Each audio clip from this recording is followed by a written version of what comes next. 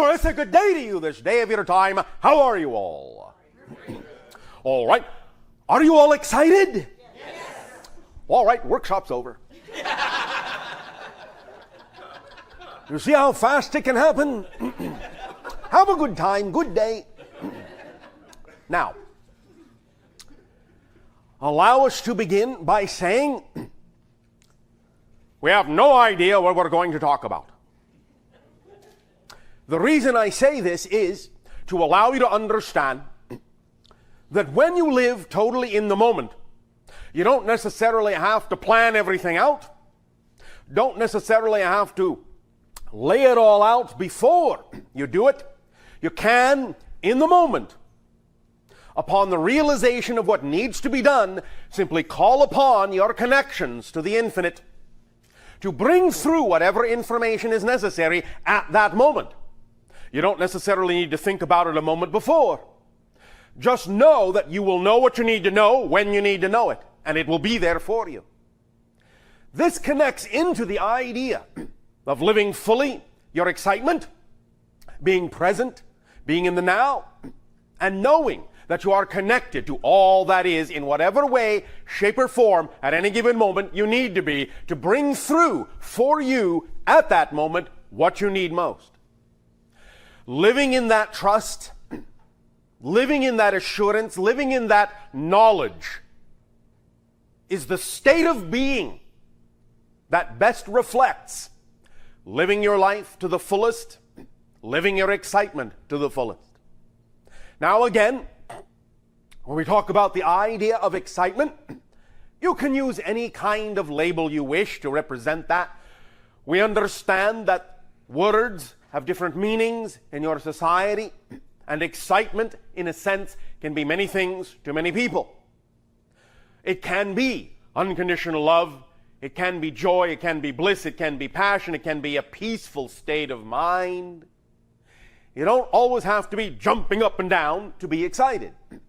When we talk about the idea that we refer to in your language as excitement, we are simply talking about that vibrational state that represents you being in harmonious alignment with your true natural self. And the process of discovering your true natural self and being that true natural self is what it's all about in terms of having a life that allows you to experience ecstatic explosions of synchronicity and effortlessness and creativity and love and joy. It is the willingness to be who you really are, to discover who you really are and be that you. That willingness is all it takes to get the ball rolling, to start the momentum going, to bring into your life, to attract to you those things that are most reflective of what you need next, of what you need to look at, what you need to deal with, what you need to process, in order to add that knowledge and add that experience to your being so that you can expand and expand and expand and experientially become more of who you were already created to be. There's a process of self-discovery, a process of awakening, a process, in a sense, of remembering who you are. As we said, that's what physical reality experience is all about. It's making choices. It's the ability to choose. It's the experience that choice brings you of discovering through all the choices you make who and what you really are as this particular personality in this particular parallel reality life. Now, yes, of course, the greater you, what some people may call the oversoul, obviously has a number of lives going on simultaneously in what you call parallel realities or past or future. All of those things coexist concurrently, simultaneously.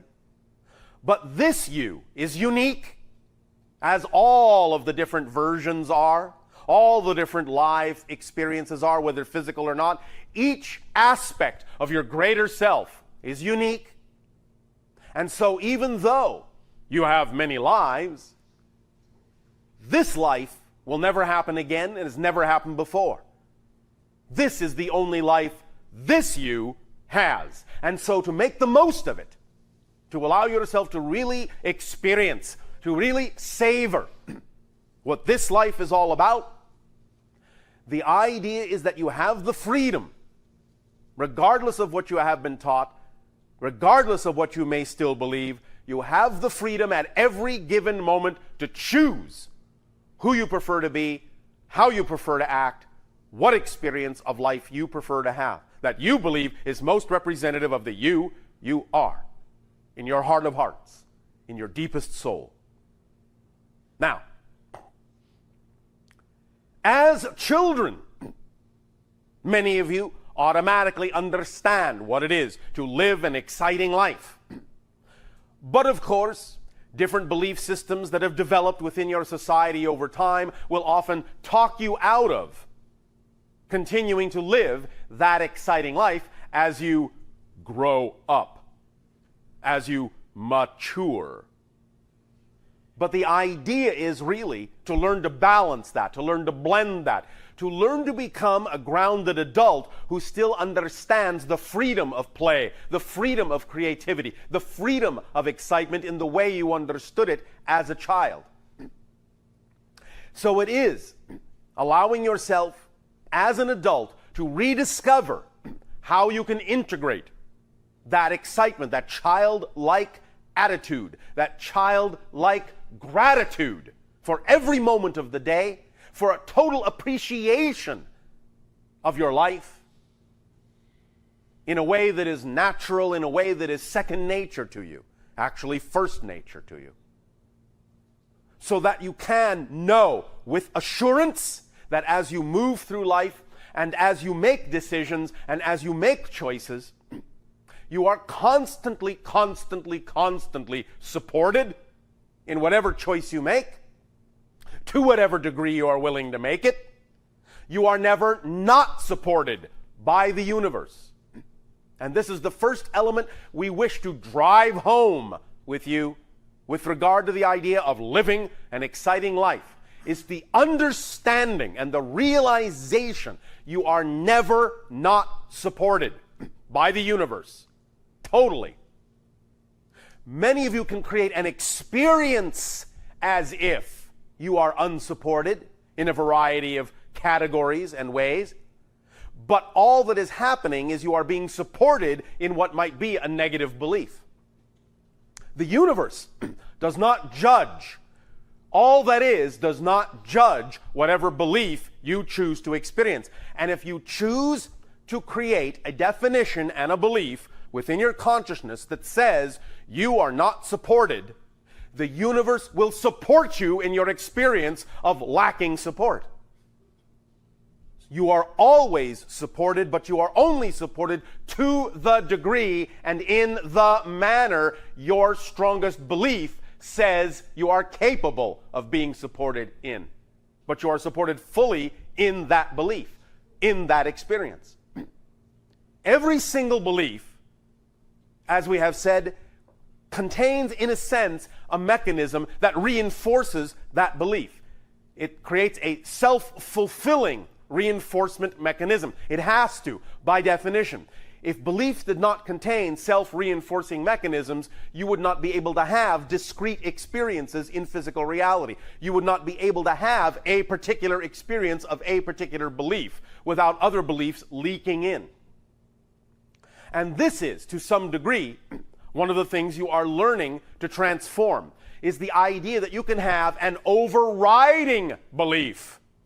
An overriding belief that colors all other beliefs, that beliefs are easy to change, instead of an overriding belief that beliefs are difficult to change. The overriding belief that beliefs are difficult to change is part of the paradigm of the belief itself that is there so it will be reinforced so you can have that experience that the belief creates. But now, in your age of transformation, you are learning you can replace that overriding belief, that program, that equation, with another one. That beliefs are easy to change. so that you can simultaneously, shall we say, experience to whatever degree you wish to any particular individual distinct and discrete belief, but at the same time always leave yourself a key to unlock from that belief should you desire to do so when you are done with that scenario.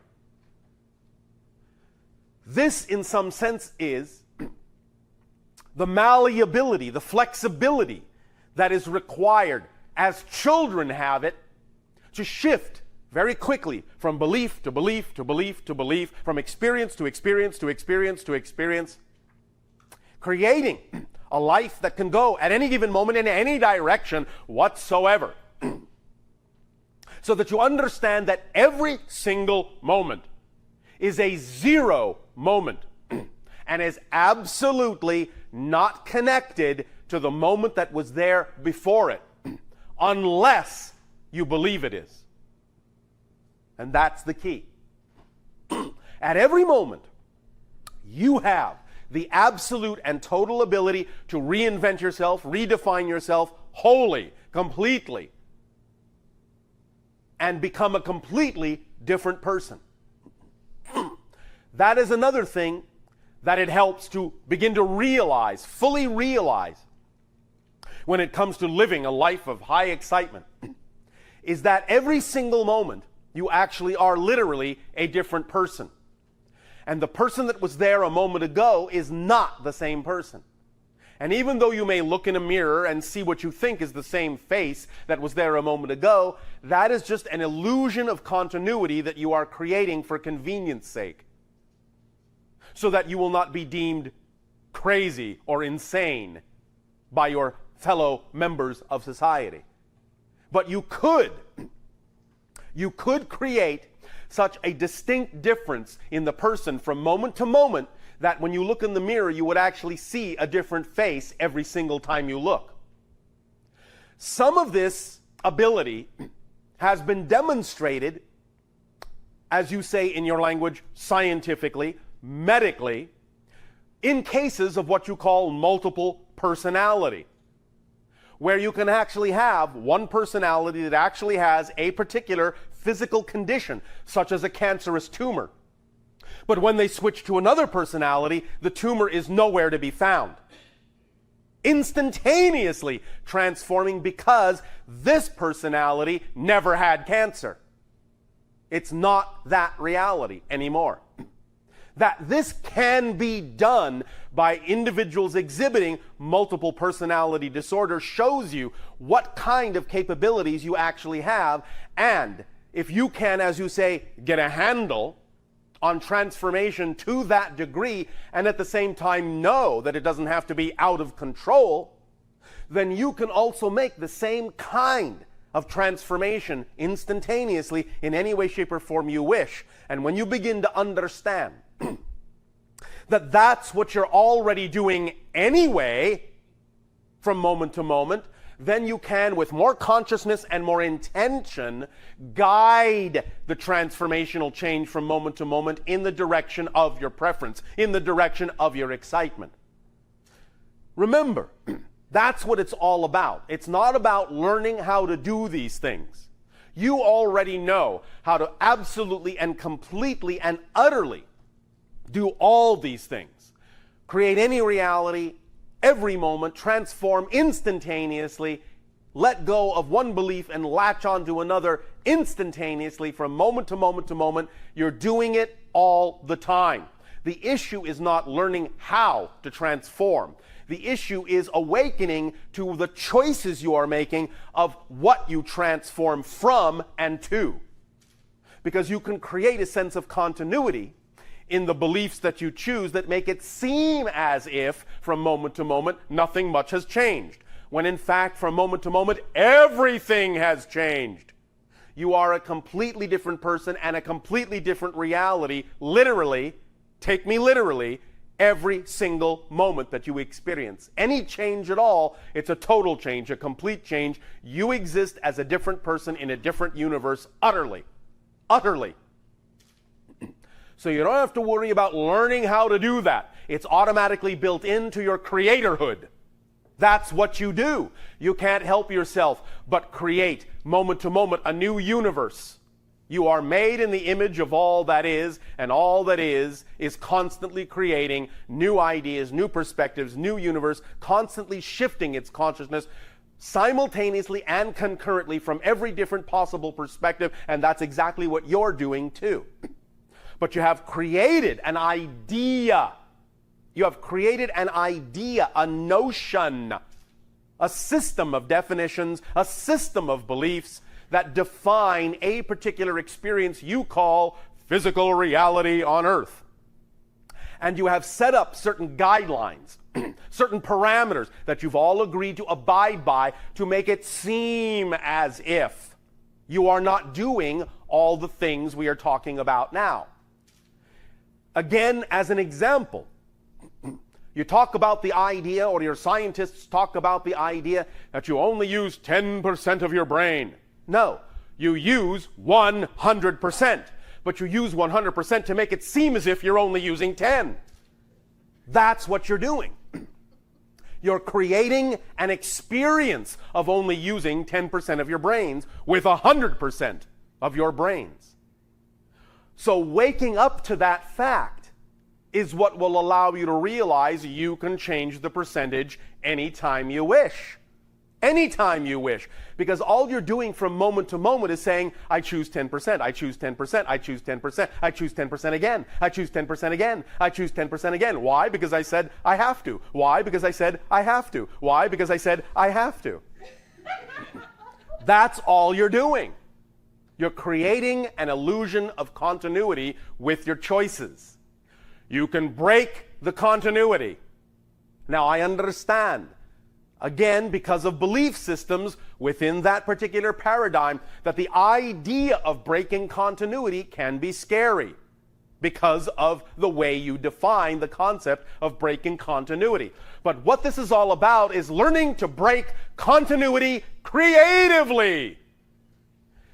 This is all artists do anyway. You're all artists. You're all geniuses. The idea of there being a fine line between genius and insanity is exactly this issue.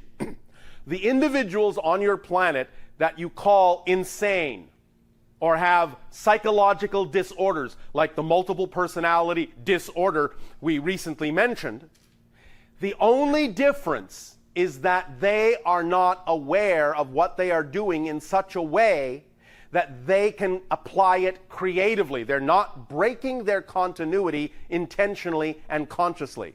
This is all about doing the same thing, but doing it intentionally and consciously and artistically and creatively. That's the only difference, and that's why you recognize instinctively, intuitively, that there's a very fine line between genius and madness. Because the idea of going from genius into madness is simply an idea of creating a belief system that allows you to forget that you are capable of breaking your continuity at will.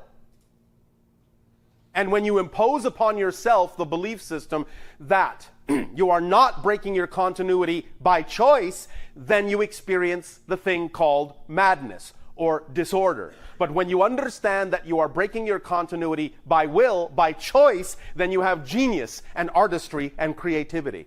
That's the only difference. It's an issue of understanding how to break your continuity by choice and liking it, enjoying it, and not being afraid of it. It's all about making a friend of the unknown. Making friends with the unknown, allowing the unknown to be a place of excitement and surprise and discovery rather than a place of fear, rather than something to run from, rather than something to hide from. It's a place to go toward. The unknown is where you will discover all the rest of yourself. That's where the rest of you is. In the unknown. So you want to develop a willingness, not just to crawl there, not just to walk there, but to run there, run to the unknown, embrace the unknown. It only contains more of you. That's all the unknown ever contains. More of you. More ability to discover more of you. If it's scary, that's an opportunity to get in touch with the belief systems that make it seem scary, because it's only your definition of the unknown that creates the experience of fear. There is nothing about the unknown itself. There is nothing about the unknown itself that generates fear. Only your definition of it generates the experience of fear. That's all. It's the only thing that works that way. So, embracing the unknown, making choices at will to break your continuity creatively, will begin to allow you to truly experience what you have for a long time called magic, where one moment does not necessarily have to appear connected to the next, where your space-time reality begins to get very slippery, and you can all of a sudden begin, if you have not already begun, to experience such things as winding up somewhere and having no idea exactly how you could possibly have gotten there, getting somewhere in an amount of time that heretofore would have been impossible to get there in, and all sorts of experiences like that where you suddenly realize that you can do without some of the intervening continuity moments. The ideas of teleportation, the ideas themselves of shifting in time, the idea of expanding your awareness to many different lives and parallel dimensions of reality, all come from the willingness to break your continuity creatively. Now, up to this time in your history, it hasn't necessarily served you to do that, except perhaps now and then in a very random way when it served some particular purpose in some particular person's life. But now, in this day and age, the idea itself that you are in a day and age of transformation allows you to consider many more options, many more possibilities of what you can experience physical reality to be. Physical reality is very flexible, very malleable. Remember, it's just an illusion. It's just a mirror. It only reflects back what you give off.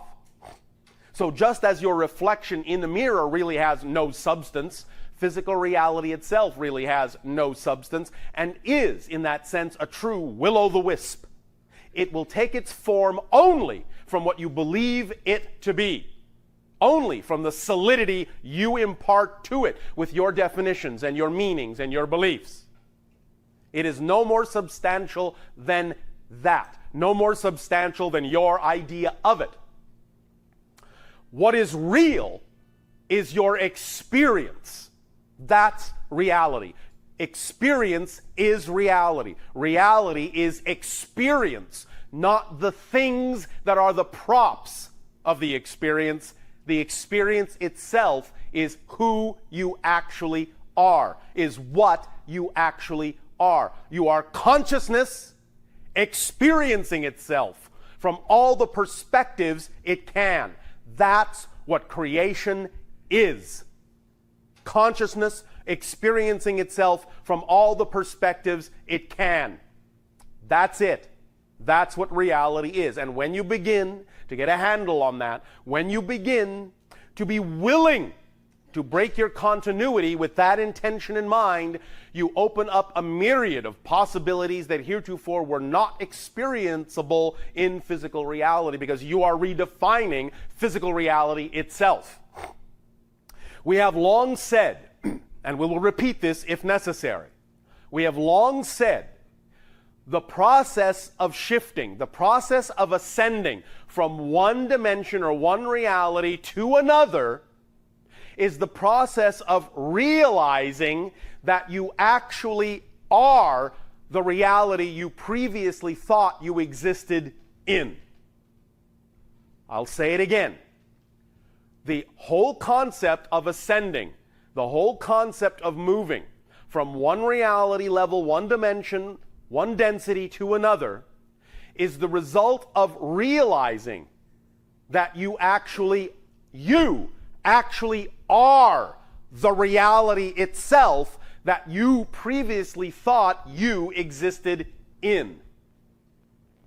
So what we are saying is, you don't exist in physical reality, You are physical reality. It is you. It's just an extension of your consciousness. It's just an experience in your consciousness. When you recognize fully that there is no physical reality except for your experience of it, and that that's what reality is, that is what allows you to experience an expansion of your idea of reality as you experience an expansion of your idea of yourself. And that's what allows you to have the experience you call ascension, or advancement, or growth, or expansion. Does that make sense to you? Yes. Is there someone to whom it does not make sense? All right.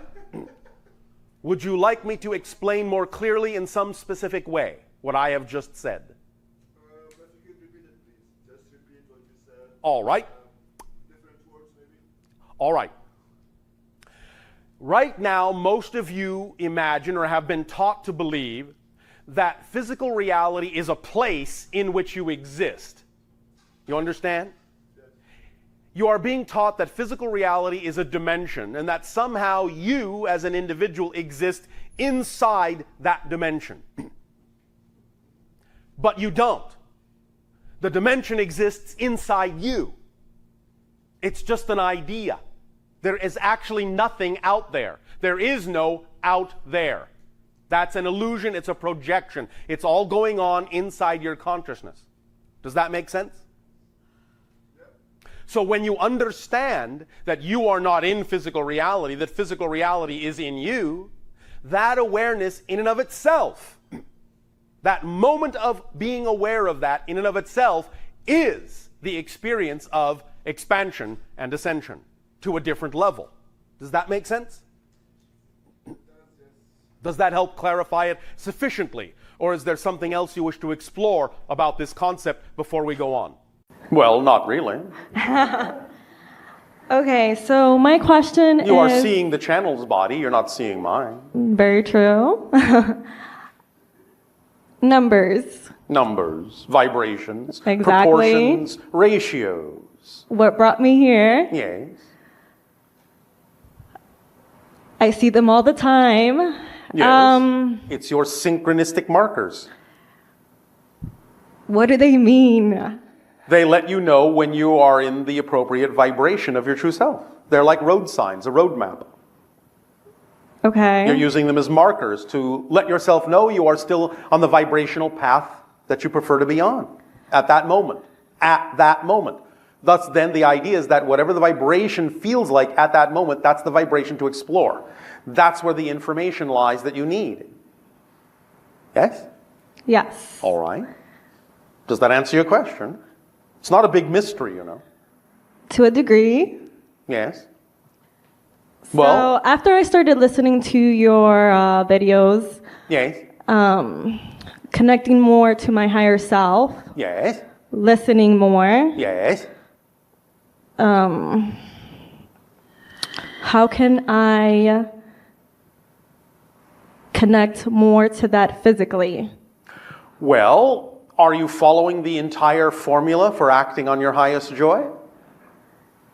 I am, until I have that arrow in the unexpected direction. Then why isn't that included in the definition of your joy? Why is that made to be an exception? It's not that it's an exception, it's just that it throws me off. So what? You're right. So what? Isn't that part of the idea of having surprises in life? You don't want your life to be boring, right? Definitely not. Well, then welcome the unexpected direction changes. That's what it's all about. Yes? Yes. Well, then include it in the definition of your joy, because you are making it an exception, or it wouldn't throw you off. You would recognize it as a change of direction that serves you. You wouldn't have a question about it at all if you weren't defining it in some way as something different from your joy. You're saying it doesn't belong there somehow, but it does. Okay. It's just that when I'm led by my emotions, Yes. it throws me off, and then But I don't... your emotions are there to get in touch with what beliefs generate them. Remember, belief comes first. You cannot have an emotion without believing something to be true first. So if you're having a certain emotion, it's telling you you have a belief that generated this. If you don't prefer the feeling and you don't prefer the belief, find out what you would have to believe is true about yourself in that circumstance in order to generate that feeling. Then change that belief if you don't prefer it. Okay. So use the emotion to find out what the belief is. Okay, I've been working on that. Well, all right. Then how long will you continue to work on it as opposed to simply using it? I have used it. Now and then, yes, but obviously there are times when you don't, or we wouldn't be having this conversation. You're right. I know, that's why I said it. So it's only about the times you don't do that we're focused on, yes? Yes. So find out why you're making a difference between the times you use it and the times you don't. Because that's the only reason you don't use it all the time, is because in your definitional belief system, you're making a difference between this situation and that situation. Okay. Manifestation. Manifestation is simply the recognition, the ability to see, the ability to perceive what was heretofore invisible to you, but has always been here. Yes. And so? And so I visualize. Yes. And? To become that frequency. And it doesn't always happen. Congratulations! Remember when I asked you if you were using the entire formula of excitement? You said yes, right. But you just said no. Okay. Do you remember the entire formula? This goes for visualization as well. Would you like us to repeat it? Yes. Is everyone paying attention? Yes. Act on your highest excitement every moment that you can to the best of your ability, taking it as far as you can until you can take it no further. Are you paying attention? Yeah. With zero assumption, insistence, or expectation as to what the outcome ought to be. Zero. How do you let go of those expectations? I'll tell you, thank you.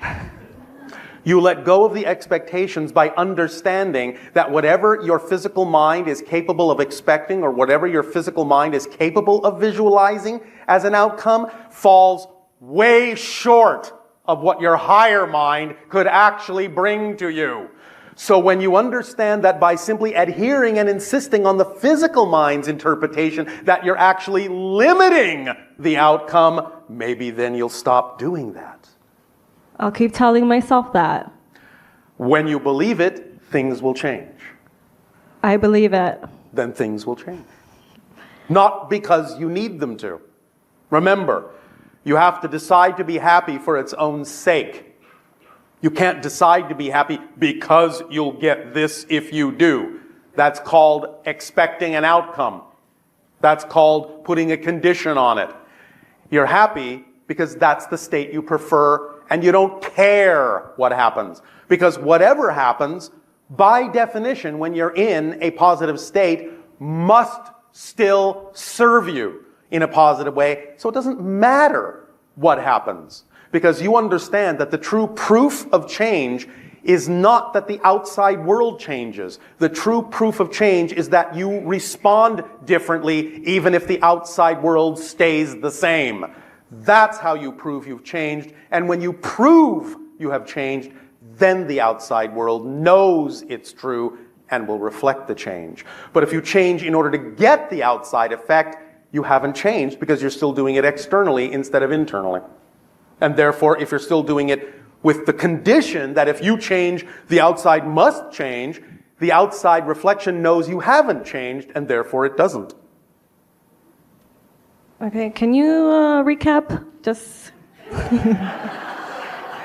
to the part where you're saying that you have to change for yourself and not for the expectation. There is no other reason to be happy other than that's the state you prefer. Okay. Don't create any other reason. Okay. And when you don't create other reasons, then everything that is reflective of that happiness will appear in your life.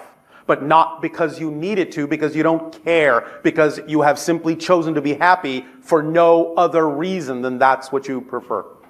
Okay, I It's have again it. No, like the no. idea of looking in a mirror and seeing your reflection frown. If you sit there and go, I will smile when you smile first, you're going to be standing there for a long, long, long time.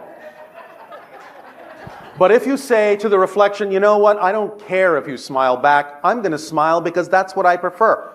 Well, then what happens in the reflection? It smiles back because it doesn't have a choice but to reflect what you truly are for its own sake. Not because you need the reflection to smile back, just because you feel like smiling. Yes? Yes. Does that help you? Yes. Thank you. Okay, lucidity and dreams. Dreams. Yes, dreams. What about them?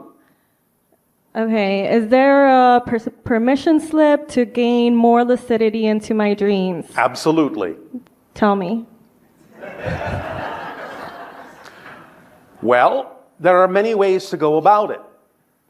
One technology permission slip that has now been invented on your planet is what is called an REM mask. You wear it while you're sleeping. It generates a flash of light in such a way as to remind you, because the light enters the dream and the light reminds you that you're dreaming.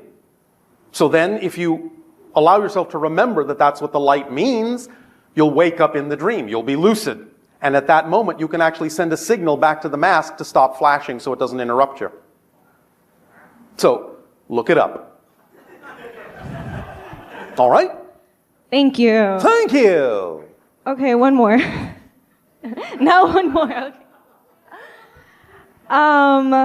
Okay, can you tell me about the energy centers in the chakras? Yes, I can, but not now. Okay. Fine. Thank you. All right, bye.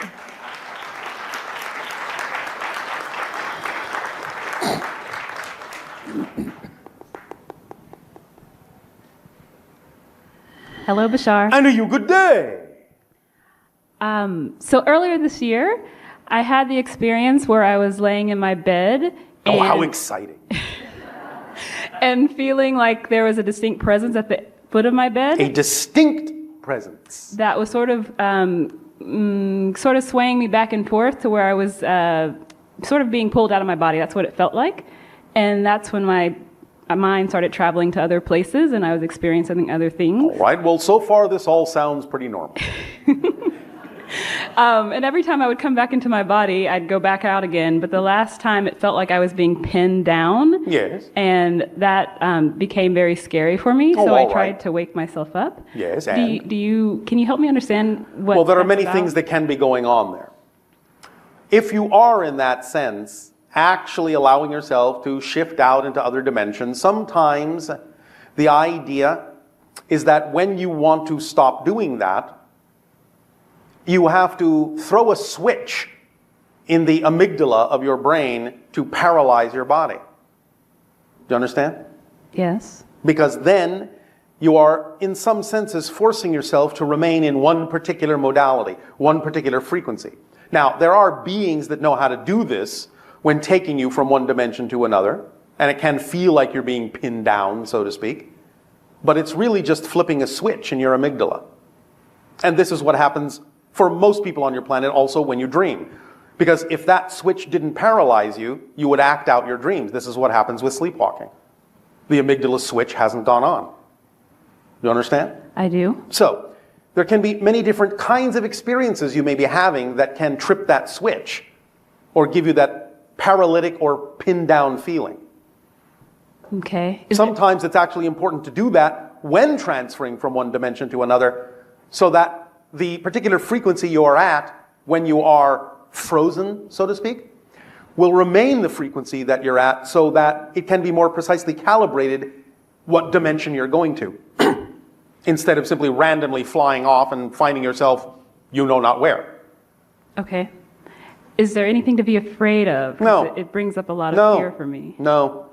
The only thing you are feeling is the idea that when that happens, again, going back to the survival instinct component of your physical mind, it's going into the idea of survival instinct. It's going into fight or flight mode. It's going into the idea that it's being annihilated, that it's being controlled in that sense. You understand? Yes. But there is really nothing to fear. Okay. So Again, remember, anything you will ever discover in the unknown is just more of you.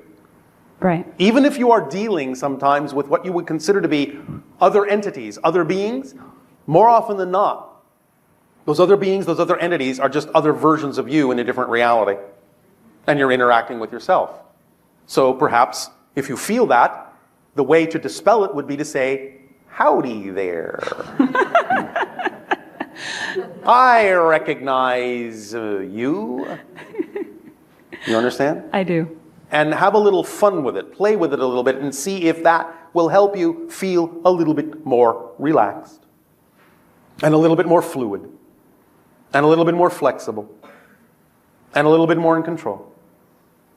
Yes? Yes. Does that help you? It does. And? I have one more question. I know. So in the process of detoxifying the body, Yes. I find that many people I help, there's a synthetic sort of orange kind of sulfur residue in the body that sometimes comes from different ant drugs. Yes. Do you have any suggestions for how to move this out? Because it's really hard. What form of detoxification are you utilizing? Raw foods and herbs. All right. There's a number of places that have extremely powerful detoxification programs and regimens. We have suggested one that we guided the channel to discover to answer these kinds of questions. Is that what you have been using? Yes. All right. And you find that the residue remains? Yes. Have Have you done the full-length detoxification? Yes, even with people who've been doing it for a long time. Have you done the incurables program? I feel like I'm doing something very similar to the Incurables program. Such as? A similar line as American Botanicals, very comprehensive All right. line of herbal formulas. In what way are you still detecting the compound in the body? The iris reading. All right. One moment. Up the lemon juice content by a factor of 3 at least. Okay. That will help flush it out the rest of the way. It may have to go up to 10 times the amount, but somewhere between 3 and 10 times the lemon juice factor, it will help flush that out. Okay. Thank you. Thank you.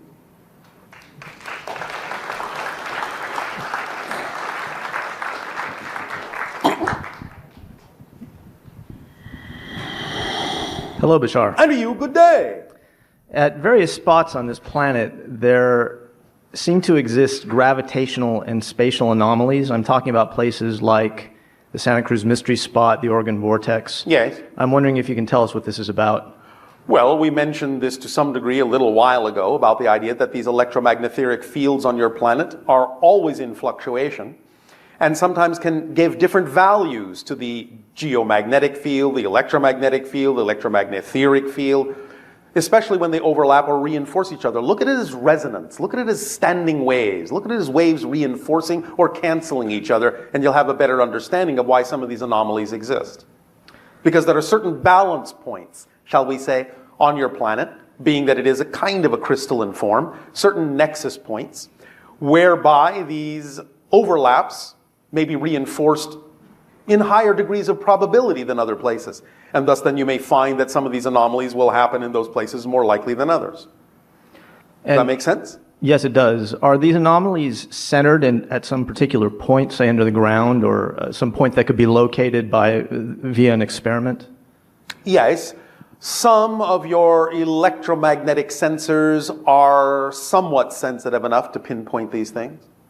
And can you tell us a little bit more about specifically the phenomena that are occurring in these spots? There seems to be an anti-gravity phenomenon, and some people claim they're time shift phenomena as well. Well, in a sense there are, but remember, time shift phenomenology isn't really anything more than shifting by a greater degree to a parallel reality that's coexistent.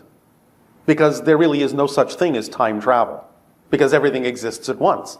So even when you think you're going into your past, it isn't your past. It's simply another parallel reality that looks like your past. Okay. Does that answer the first part? Yes, it does. All right. Yes, it does. And again, the idea is that there will be shifts in all of these ways. These portals, some of them are stronger than others, some of them are more connected to other dimensions than others. One very strong portal on your planet is that which you refer to as the Bermuda Triangle.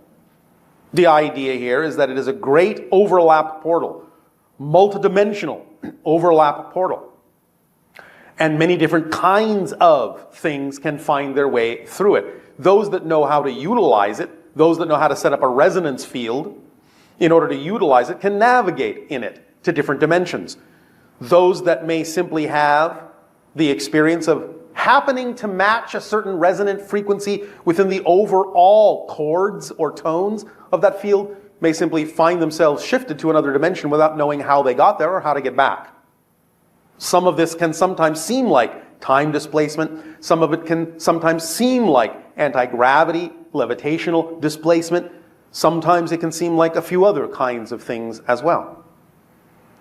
I see. So you're saying it's a sort of dimensional shift that can appear to manifest in various ways. Yes, because there are always dimensional overlaps.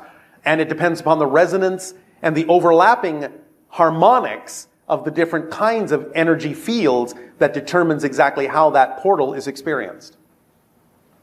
It's like a switching track in a sense. It's always fluctuating in terms of its direction, in terms of what it's connected to, in terms of what it's anchored to a great degree. Does that make sense? Yes, it does. Right. It's really more like music than anything else. There are places where everything harmonizes and there are places where things are discordant. It's sort of like that, although that's an oversimplified definition. And sometimes it will change because these things are always fluctuating. When you can map them and understand them, you can learn to use them navigationally or in a variety of ways.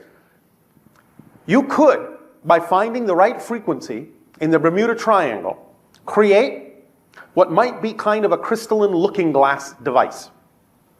This crystalline looking glass device, when pitched to the right frequency in that particular portal area, or a few other portals around your planet, would actually allow you to see images from parallel realities, including what you would think of as your past or your future, even though they are simultaneously concurrent. Does that make sense? Yeah. Now, one moment.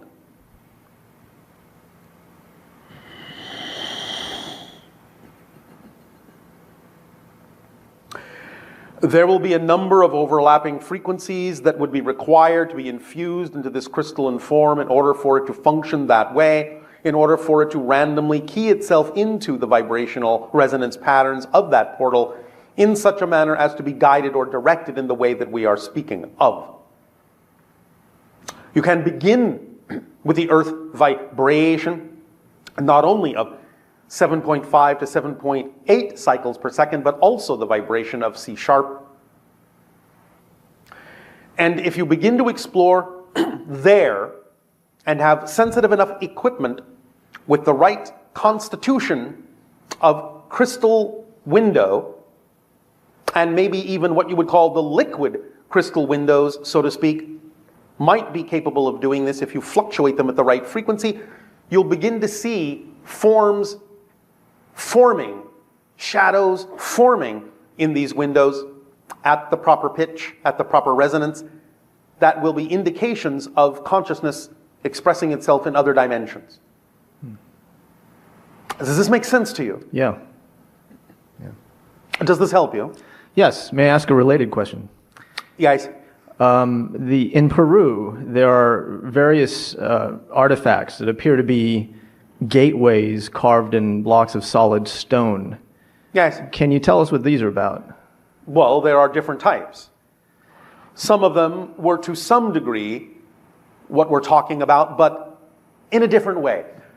These gateways, when carved in a certain proportion out of a certain mineral, contained a certain resonance that allowed people who knew how to match that frequency to be able to become what you would call clairvoyant, to see into other realities. Clairsentient. Does this make sense to you? Yes. So in that sense, it was a similar idea, but it happened within the person, not within a device, other than the fact that the doorway itself surrounded them. Does that make sense? Yes. Does that help you? It does. May I ask, what is there a particular modality that one could use to activate one of these devices? If the device, you're talking about the doorways? Yes. If the device is still intact, or can be made to be intact, or a new device, a new doorway carved that contains all of the proper proportions and ratios, then again the idea of meditation in that space and also aligning with the gamma frequency can perhaps begin this process again. At the same time, there is another such device referred to in your language as the psychomantium. Are you familiar with this? No, I'm not. The psychomantium, in a sense, allows you to peer into the etheric realm of spirit, or to train you to become more sensitive to it, sitting in a room, perhaps a small room or a small space, with a mirror pointing at a blank wall so that you see nothing in the mirror at all but the blank wall. Not your reflection, not anything else. And having no light but a single candle. And then just gazing into the mirror. This is a form of scrying, a form of crystal gazing, but it is one that is profoundly connected to the vibrations within you that are connected to the spirit realm.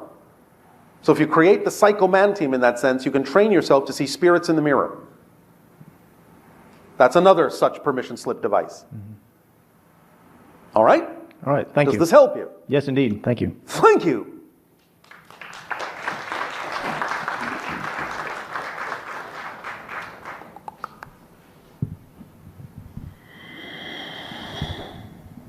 Gracias. Hello, Bashar. And you good day. Good day to you too. I have a couple questions. Yes. One of them is related with today's topic, the parallelogram. Yes. After I heard your speech, your explanation, I thought I understood. Then I was at the table having lunch with another friend. Yes. And then I realized that I was more confused than before. Oh, congratulations. Welcome to the team. Oh. So I'm going to tell you what kind of understood, and please help me to understand better. Or you could simply tell us what you're confused about. Well, it works both ways. All right. Okay, good. What I understood is this. It's some sort of a parallel life that works together and everything happens at the same time. And somehow we are at the center of it. And by the fact of focusing on something, we can shift that reality. And by that fact, instead of being parallel, then they intersect somewhere in the line. I understand how you're describing this, but that doesn't negate the fact that there's still parallel realities. It's more like the idea that your consciousness shifts to another parallel reality. The consciousness itself is the intersection, not the parallel realities themselves. Oh, that makes more sense. So Yes, then it the does. parallel part is not outside of us. It's more like let's call it The inside structure of it. never changes. Your perspective of it changes, and the perspective shift is the intersection between the parallel realities. Parallel realities themselves never intersect. They always are parallel. So if following that thought, if I am living this kind of a parallel reality, I'm going to be living in a linear way the next, like 1 year from now, another parallel reality. So in both times, let's call it like that, in both times, I am living the same parallel reality. No. The same consciousness. No. You're Great. not living the same parallel reality billions of times per second. You're shifting. Parallel reality, billions of times per second. That's what creates the side effect you call time and space, is that your consciousness is shifting through all those parallel realities, which are each frozen like a snapshot. There's no movement, no time, no space, no experience in any parallel reality. It's what you're doing by shifting your consciousness through a series of parallel realities that creates the idea of a parallel reality timeline. But you're actually going like this. Even though it seems like you're going like this. You're actually going like this. That's the frame that I couldn't get. So the center of it is our consciousness. Yes. And it averages out and creates a sense of continuity to give you a sense of linearity, but it's anything but linear. You're all over the map. And how does it work when I change my physical reality to the non-physical reality? Am I still living the There is parallel? still some degree of that, but not as much. There are certain factors that drop away that are no longer necessary. Thus, then, you can experience more parallel realities simultaneously. So then the parallel reality is more related to this earth life rather than the ethereal life? It doesn't have to be. I know it doesn't have to be, but does it work like that? It can, if that's your focus, yes. So then I can be focused in this reality as well as in my non-physical reality. So then blending both of them, I'm going to be in both places at once, or Well, you are in both places at once. No, yeah, but when I realize when I don't exist anymore in this earthly life, so then I'm going to be just in one. I'm supposed to. That's just your perspective. The body will always exist. The life will always exist because everything that exists always exists. You have to, again, look at this as frozen snapshots. If you take a photograph of yourself right now, and you put that photograph on a table. Just like the lunch. Yes. And then you take another photograph of yourself tomorrow and put that photograph on the table. Did the photograph from yesterday disappear? No, it's still on the table. All the photos exist at the same time. They don't go away. Ceasing to exist doesn't mean that the structure changes. What you're calling ceasing to exist is just changing your focus. But just because you've changed your focus to the non-physical photographs doesn't mean the physical photographs have gone away. They still exist. It's just that you're not focused through them anymore. Interesting. Make sense? Now it makes more sense. All right. Way before. That's good. Thank you for the explanation. You're welcome. I have another question that Yes. it might not be related with this. Oh, all right. Or it might. So anyway, We I will see. heard many times the concept of being grounded, right? When we are thinking something and we're trying to figure out what to do, the first call is you gotta be grounded, you gotta be smart, you gotta take it easy, and things like that. Oh, all right. So that makes sense, right? In some senses, yes. All right. So kind of extrapolating this idea to the ethereal part, is it possible to have some sort of a ethereal grounding?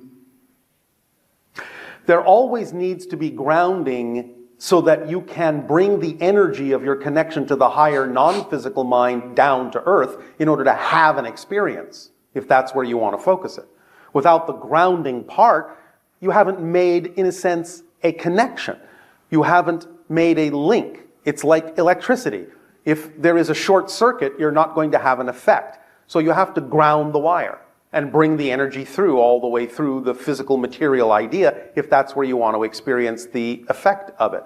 But what you're doing is connecting and linking to the non-physical part, and you're, in a sense, having an experience that's a blending of the two. But you have to have the grounding side, otherwise it just remains an ethereal idea. So then both groundings are connected. The earth life, the life that I'm living now, Yes. gotta be grounded with the other part of me that is somewhere ethereal, non-physical, gotta be grounded. And by the fact of connecting or linking both of them, then the balance, at the end, I believe that is what is going to be, the balance in between both, call it both worlds, the earthy one and non-physical one, Yes. tends to be balanced. Yes. Is that the whole concept? Yes. Kind of a complicated. Not really, it's very simple. You have the higher mind, you have the physical mind, you have the template reality in the middle. When you allow yourself to function as a whole person, you are in balance with the physical mind and the higher mind, using the template level reality to shift yourself in the direction of your highest joy. That sounds great. So It's very simple. So that means when I am in this earthly life, or whoever, I'm going to call it about myself, Yes. not so grounded, this is a question, am I producing something on my non-physical part that is also needs some ethereal grounding? No. The definition of the higher mind is that it is already stable unto itself. It's giving guidance to the physical mind to stabilize it, to allow it to experience what it needs to experience in a certain way. Look at this analogy. The analogy we've often give of a diver diving into the ocean. When you're standing on the boat, you're the higher mind. Now you want to project down into physical reality. So you put on the diving mask, you put on the wetsuit, you put on the air tanks, you put on the flippers. You go diving into the ocean. You dive into physical reality. You need the physical mind, the ego structure, the mask, in order to see clearly in that reality. And thus then you have grounded your experience as a higher mind in that reality. But the idea is to do it in a balanced way. You don't expect that diving mask to do anything but paint a clear picture for you. You don't give it any other tasks to do. You don't tell the mask to breathe for you. You don't tell the mask to push you through the water. That's the job of other things. So just letting the mask be the mask lets the mask do its job, and if the mask does its job, you have a very clear view under the ocean of all the fish that you would like to see. When you are done with that, you go back up to the boat, you take the mask off, you take the wetsuit off. That's like the idea of dying. You have no need anymore for that physical mind, but you still have the higher mind, which is, in a sense, from that perspective now, your whole identity. But because the higher mind has given itself the challenge, shall we say, the experience, the theme of exploration, to have this physical incarnation experience, it has created a duality within itself of the version of it that's on the boat and the version of it that's underwater. But both are there at the same time. Does that make sense? Absolutely makes sense. All right. And I will hear the recordings to make sure that it's going to be there forever. All right. That's you're- your grounding way of balancing. Yeah. Yeah, definitely. It's easy to forget. I have If you say so. Remember, that's just a belief that it's easy to forget. When you know something to be true, you never forget it, because knowing and action are synonymous. It becomes part of your behavior. It becomes part of your makeup. What you know to be true, you just do. You don't have to think about it. I ask you to walk across the room. You just walk across the room because you know you can. You don't go, well, let's see. I'm going to think, now, can I walk across? Well, I don't know if I believe I can walk across the... Well, let me think about that. No, you just do it because you know you can do it. That's the idea of the balance point. The higher mind and the physical mind in balance is what you know to be true, you just do. It's one thing, it's one act. Inseparable. Yeah, I got that one right. Oh, all right. Congratulations. Thank you. Thank you. Okay, no more chance for another question. Is that a thank you bye, or No can I more have chance? Yeah, no more chance to ask you another simple question. Are we rolling dice? Are you flipping a coin? Sometimes I am. Would you like to take a coin out and flip it? I would like to ask the question. Oh, well, all right. Then you have taken it out of the realm of chance. That means yes? That means yes. Okay, good. This is out of this context. I had some sort of, I would have put it in these words, some sort of a dream. And if it's and I'm not so expert in colors and things like that, but in that particular dream, Yes. I saw some sort of a purple rays or lights, big beams of color, Yes. projecting out of let's call it in the space or somewhere. Yes. And they were kind of embracing with the red and making some sort of a swirls in the black space. Yes. And at the same time, in the middle of it, some white light joined to it. Yes. And it's kind of a confusing dream. And in the middle of it, I saw more like the birth of the planet. Yes. And it was the blending of not exactly, the color was the projection of the huge, giant amount of energy. Yes. And the result of it was the planet. Yes. I know it was a dream, but Well, the that dream can be is simply possible. a memory of an experience on another level. So what you were experiencing was what you might call the etheric level and the causal level. The idea that everything that happens in physical reality has to have an energy version first, an energy template first. So you were looking at the pure raw energy states, the vibrational states that ultimately manifested in the physical template of your physical reality, of the planet. thank you, Bashar. Thank you. Pleasant dreams.